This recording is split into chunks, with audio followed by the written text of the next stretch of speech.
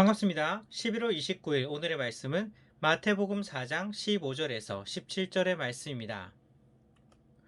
스불론 땅과 납달리 땅과 요단강 저편 해변길과 이방의 갈릴리여, 흑암에 앉은 백성이 큰 빛을 보았고 사망의 땅과 그늘에 앉은 자들에게 빛이 비쳤도다 하였느니라.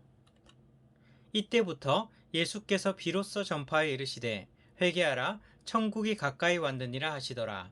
아멘. 11월도 이제 이틀밖에 남지 않았습니다. 11월 한 달 동안 우리는 환대 훈련을 했습니다.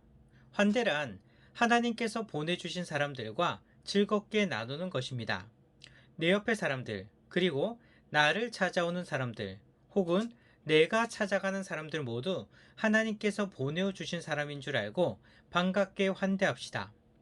내 기준으로 사람을 판단해서 소중한 사람, 그리고 덜 소중한 사람, 그렇게 나누지 마시고 내 주위의 모든 사람이 하나님께서 보내어 주신 사람임을 알고 그렇기에 모두가 나에게 너무나 소중한 사람으로서 기쁘게 맞이할 수 있는 성도님들이 되시기를 소망합니다. 오늘 함께 나눌 환대의 실천사항은 먼저 다가가 관계를 맺는다는 것입니다. 누군가에게 먼저 다가간다는 것은 생각보다 쉽지 않습니다. 먼저 다가가지 못하는 이유가 무엇일까요? 여러 가지 이유가 있을 수 있습니다. 첫째는요, 자신의 성격 때문일 수도 있습니다. 이런 말을 종종 들어보셨죠? 저는 성격이 너무 내성적이라서 처음 보는 사람에게는 말을 잘 못 붙여요.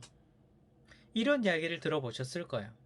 그런데 솔직히 거의 모든 사람들이 처음 보는 사람에게 말을 잘 못합니다.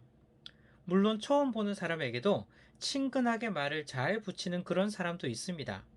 하지만 그것은 몇몇의 사람들입니다.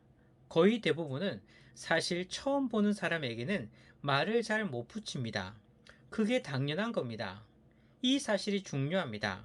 왜냐하면 처음 본 사람에게 말을 잘 못하는 것은 나만 그런 것이 아니라 거의 대부분의 사람들이 그렇다는 것입니다. 따라서 반대로 생각하면 이것은 나만의 약점이 아니라 모두가 가지고 있는 것으로서 훈련을 통해서 바꾸어 갈 수 있음을 뜻하는 것입니다. 나만 처음 보는 사람에게 말을 잘 못하는 게 아닙니다. 딴 사람도 그렇습니다. 그러니 나는 어쩔 수 없어, 이렇게 하지 마시고 먼저 다가갈 수 있는 사람이 되도록 훈련하시고 기도하시기 바랍니다. 또한 먼저 다가가지 못하는 두 번째 이유는 그 사람과의 불편한 관계 때문일 수도 있습니다. 이전에 여러 가지 이유로 그 사람과의 관계가 서먹하게 되어서 이것 때문에 그 사람에게 다가가는 것이 굉장히 불편해진 것이죠. 서먹하게 되었을 때, 서먹하게 되었을 때 시간이 많이 지나기 전에 빨리 풀면 오히려 생각보다 쉽게 풀 수 있는데, 서먹한 관계가 지속되면 지속될수록 나중에는 더욱 풀기 어려운 경우가 많습니다. 그렇기 때문에 불편한 관계, 서먹한 관계를 오래 지속하지 마시고 되도록 관계를 빨리 풀 수 있도록 노력해야 합니다. 저도 그런 적이 있었습니다. 아무것도 아닌 일로 평소 알고 지내던 동기와 말다툼을 한 적이 있었습니다. 빨리 풀었으면 되는데 그 자존심이라는 게 뭔지, 서로 자존심을 세우다 보니까 미안하다는 말 없이 시간은 쭉 흘러갔습니다.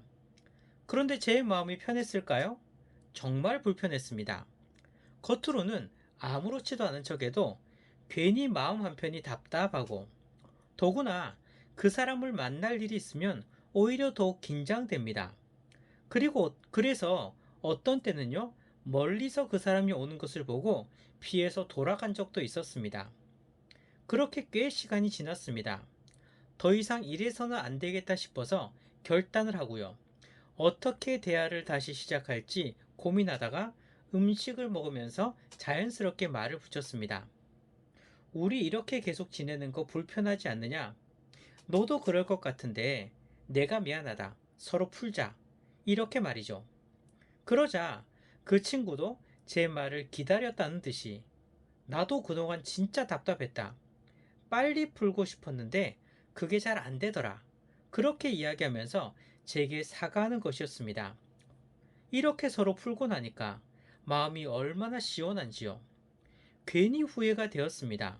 진작 풀었으면 이렇게 오랫동안 답답하지 않았을 건데, 내가 먼저 가서 사과하면 되는데, 그렇게 생각하면서 말이죠. 먼저 다가가시기 바랍니다. 처음에는 어려운데, 한 번, 두 번 반복되다 보면 먼저 다가가는 것이 점점 쉬워집니다. 우리 공동체는 서로 먼저 다가가는, 서로 먼저 손 내미는 그런 공동체가 되기를 소망합니다. 내가 먼저 시작하면 됩니다. 이런 적이 있었습니다. 새로운 모임이 시작되었어요. 서로 처음 보는 관계였습니다. 어떤 분위기였을까요? 굉장히 서로 어색했습니다. 다들 처음 보는 사람들이니까 아무 말도 하지 않고 괜히 두리번거리고 딴짓하고 핸드폰만 만지작거리고 있고, 그런데 한 사람이 이 정적을 깨고 말을 시작했습니다. 그런데 그 한 사람의 시작이 불씨가 된 것입니다. 그로부터 한 사람씩 한 사람씩 말을 하게 되고, 그것이 점점 커져서 이 모임을 마칠 때에는 우리 서로 너무 잘 맞는 것 같다. 우리는 환상의 팀이다. 이렇게 자화자찬했던 그런 기억이 있습니다. 하지만 어색하다고 다들 가만히 있었으면 모임이 끝날 때까지 그 어색함이 깨지지 않았을 것입니다. 내가 먼저 시작하면 됩니다. 어색함 속에서 내가 먼저 다가가는 우리들이 되기를 소망합니다. 그런데 중요한 사실이 있습니다. 우리는요, 먼저 다가가야 할 이유가 있다는 것입니다. 왜냐하면 우리가 그런 은혜를 받았기 때문입니다. 내게 먼저 찾아오신 분이 있습니다. 그렇기에 우리는 지금 이러한 놀라운 축복의 삶을 살고 있는 것입니다. 먼저 다가오신 분이 누구일까요? 바로 예수님입니다. 오늘 본문을 보시기 바랍니다. 16절을 보면 흑암에 앉은 백성에게 큰 빛이 비치었다고 말씀하십니다. 즉, 전혀 소망이 없던 우리들에게 예수님께서 빛으로 우리에게 다가오신 것입니다. 빛을 비추어 주신 것입니다. 우리는 어떤 자였을까요? 성경을 보면요, 우리가 하나님을 찾은 것이 아닙니다. 우리가 먼저 하나님을 갈망한 것이 아닙니다. 오히려 우리는 패역한 백성입니다. 하나님께서 원하시는 길과는 반대로 걸어가던 그런 자였습니다. 흑암에 거하던 백성, 소망이 없던 백성이 바로 우리들의 원래 모습이었습니다. 그런데 이러한 우리들에게 예수님께서 먼저 찾아오신 것입니다. 내가 예수님께 먼저 다가간 것이 아니라 예수님께서 먼저 찾아오신 것입니다. 그리고 우리에게 소망의 빛을 비추어 주신 것입니다. 먼저 찾아오신 예수님의 사랑으로 우리는 이렇게 구원받게 되었습니다. 먼저 찾아오신 사랑이 우리 안에 가득한 것입니다. 그렇다면 우리 또한 예수님을 본받아서 먼저 찾아가야 하지 않겠습니까? 예수님께서 우리에게 찾아오신 것은 우리가 그럴 만한 자격이 있어서가 아닙니다. 오직 사랑이었습니다. 그럴 자격 없는 우리들에게 예수님은 사랑으로서 자격 없는 우리들에게 먼저 찾아오신 것입니다. 먼저 다가오신 것입니다. 먼저 찾아오신 사랑으로 우리는 구원받았습니다. 그렇다면 우리도 다른 사람에게 먼저 다가가는 사람이 되기를 원합니다.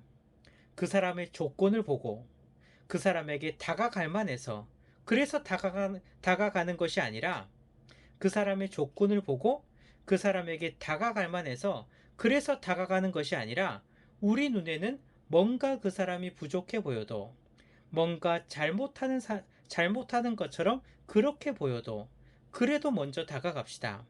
그리고 반갑게 손을 내밀어 줍시다. 그리스도인은요, 바로 그러한 사람들입니다.